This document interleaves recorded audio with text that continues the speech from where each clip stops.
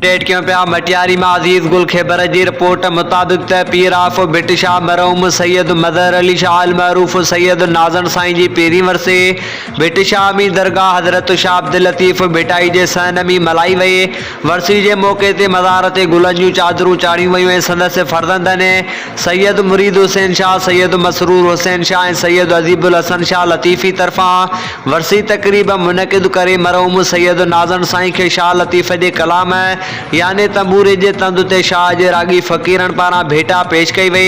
ऐं बाद में मरहूम जे रूह के ईसाल सवाब पहुचाइण लाइ मजलिस अज़ा जो एहतमाम कयो वियो। उलमा किरामन पारां सैयद नाज़न साईं जे बुलंद दर्जात लाइ दुआ कई वई।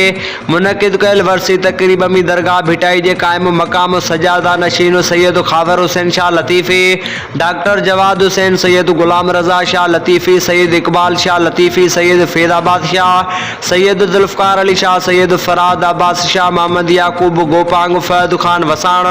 फ़कीर आगा कुर्बान अली खान समेत सियासी समाजी अगवाननि शहर ने सिविल सोसाइटी जे अगवाननि वॾी अंग में शिरकत कई। उन मौके ते मुख़्तलिफ़ अगवाननि पारां तकरीब दौरान मरहूम सैयद नाज़न साईं जी ख़िदमतुनि ते रोशनी विधी वई। भिट शाह जी नगरी समेत लतीफ़ जमायत लाइ कयल ख़िदमतुनि ते ख़िराज तहसीन पेश कंदे उन्हनि खे लफ़्ज़नि जी भेटा ॾिनी वई। तकरीब जे आख़िर में लंगर न्याज़ तक़सीम कयो वियो।